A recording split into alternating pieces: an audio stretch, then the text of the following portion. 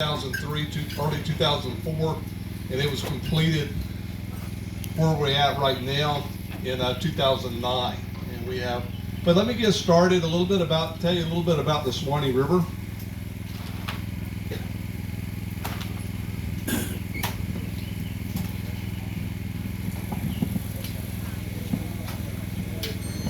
One of the neat things about the Suwannee River Wilderness Trail, I think we've all, between us and the state park folks, we all planned better, and we got a lot more information out for paddlers on the river now than we did 20 years ago when I started this job. So where did Suwannee River get its name? There's three different sources for the Suwannee River. It was Suwannee from the Spanish mission named San Juan Guacara, or it could have been from a Tumucuan Indian word called Suwannee, meaning Echo River.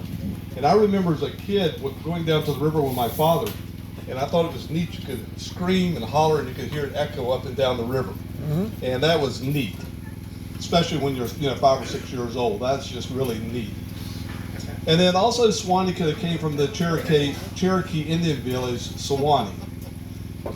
Does anybody know where the Withlacoochee River got its name from? How many rivers? Yes, but how many Withlacoochee rivers are there in the state of Florida? Too many. Two. There's the upper the north, Withlacoochee North, and the Withlacoochee South. Supposedly, the north was a Muskegon peoples who inhabited South Georgia. Word for Little River, actually Little Big River. Mm-hmm. Now the Withlacoochee South was Little Big River, but it also meant, from another terminology, Crooked River. Really? So the Suwannee River Basin is about 9,995 square miles. And if you look here, 2/3 of the river basin is up in the state of Georgia.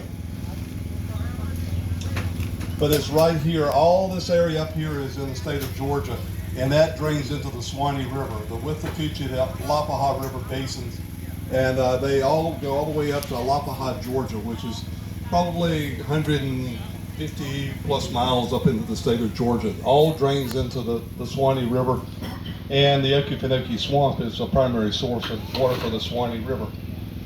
The Suwannee River is about 235 miles in length. It all depends on where you start counting and where you end counting, and drops about an average of 6 inches per mile in elevation. Also, the Withlacoochee River is about 115 miles in length and drops about a foot per mile in elevation. The Alapaha River is about 123 miles in length and drops about a foot and a half per mile. And of course, the Alapaha River, when it crosses the Cody Escarpment, goes underground. Does anybody know what the Cody Escarpment is? The Cody Escarpment is the old shoreline of Florida, and you will cross that. As a matter of fact, you're sitting on the northern edge of the Cody Escarpment probably right now. And the Cody Escarpment starts over in West Florida, comes across to Tallahassee, to the Withlacoochee River, goes up the west side, down the north side, the east side, down to along the Suwannee to the Alapaha, up the Alapaha into Georgia, and then crosses back down the east side of the Alapaha River, and then up to Big Shoals. And that's why you got about a 9-foot elevation up at Big Shoals, and about 1,500 feet there is as the river drops in elevation there. And then it comes back down the south side of the river just below Gibson Park, there near the Alapaha, where it turns and goes south toward Gainesville in Alachua County. The Santa Fe River is the last major tributary on the Suwannee. Is about 69 miles in length. One of the things that we did as part of the Suwannee River Wilderness Trail, it's been a great partnership between the district and DEP, is we developed some river levels about paddling. When the river we think is safe and when it's not safe to paddle. If the upper part of the Suwannee River is, let's start at the lower end. If the river is below 51 feet, which is about 49 feet at the present time, it's about 2 feet lower. Up above White Springs is pretty shallow. You would have to drag your boat a lot and cross some sandbars, and not very good paddling experience. So if the river is between 51 feet and 58 feet, it's excellent paddling. If the river is between 60 and 64 feet at White Springs, And you can find that number, that's feet above mean sea level. You can find that at mysuwanneeriver.com and look on the district's river levels, and there's a list of gauges there. And when it is above 60 feet, the river is up in the edge of trees, and it's I don't like to paddle when it's above 60 feet up there. And typically that relates on downriver, but now the lower levels don't relate downriver. From Suwannee Springs on down is pretty good paddling right now, but above White Springs is kind of not the best in the world right now. If it's above 65 feet, we recommend you not even be on the river because it's flooded. It's probably running 8 miles an hour, 5 to 8 miles an hour, and you got a lot of currents. And I paddle a recreational touring kayak. It has kind of a semi-V bottom to it, and when I get in around the bend and get in the current, it pushes me. If it pushes me into a tree, which we call a strainer at that level, there's not one thing going to happen. I'm going to roll it over, and it's going to dump me out into the river. So, if you want to plan a trip on the Suwannee, give me a call. Okay, let's talk a little bit about the Suwannee River Wilderness Trail. It was a partnership that was developed between the Suwannee River Water Management District in a couple of meetings. It just kind of evolved.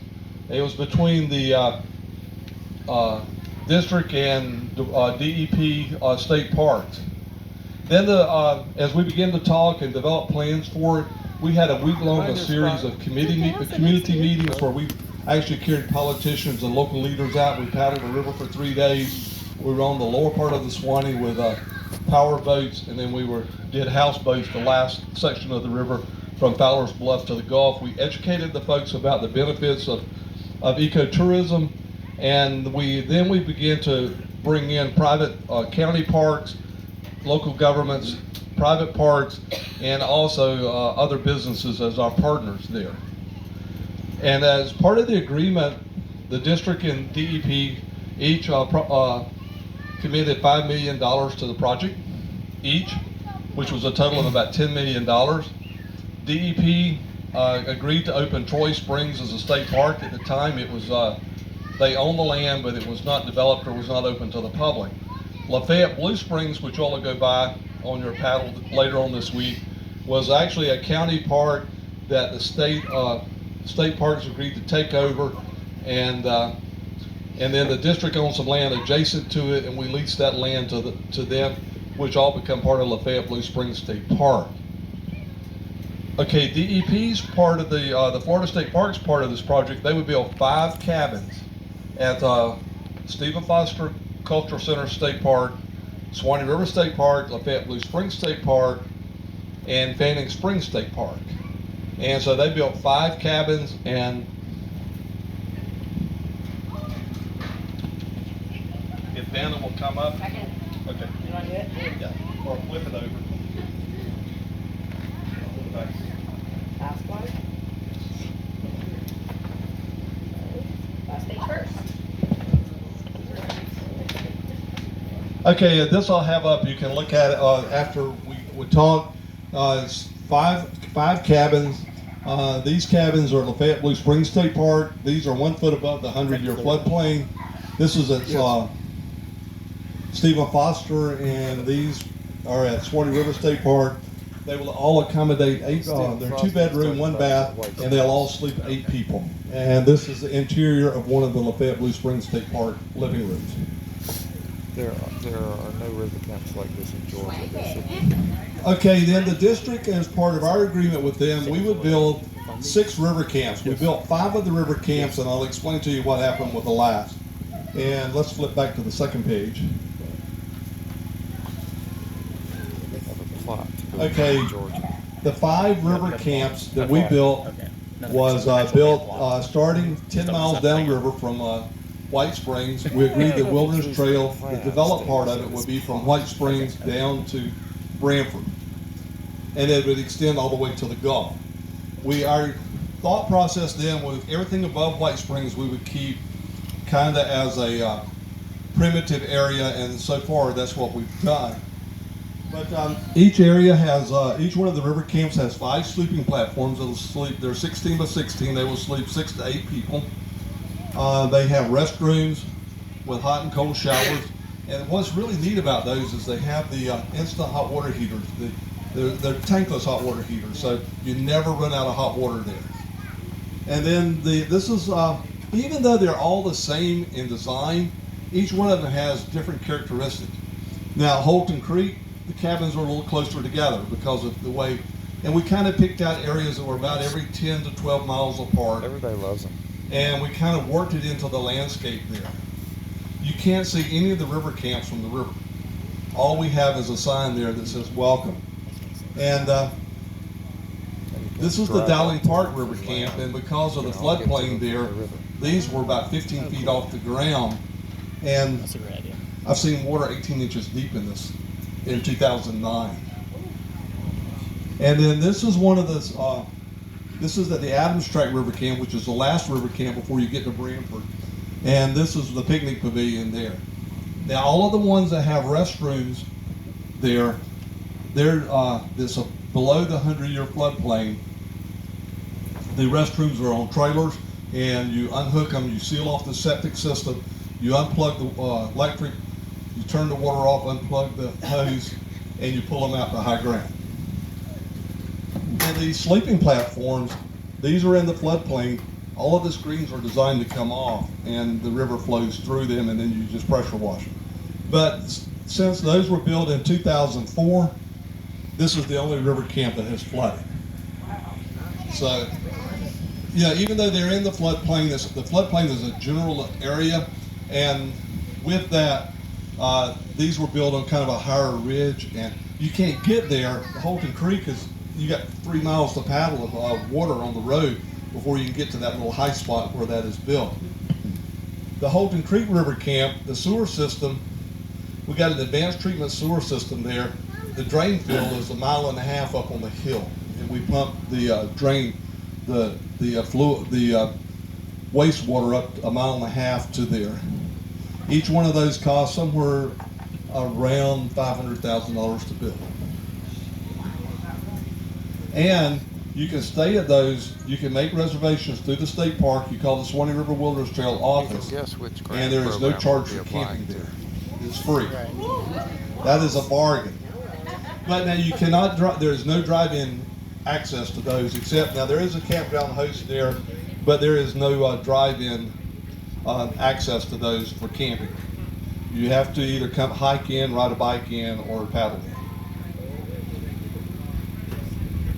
One of the things we talk about, I know the lady was talking about water quality, and how do you get water, how do you relate the river camp to water quality? Anybody got an idea? Okay, for example, probably 50% of the users of the river camps, at least 40%, according to the last numbers I ran from state parks, are day users. Why do people stop to go there?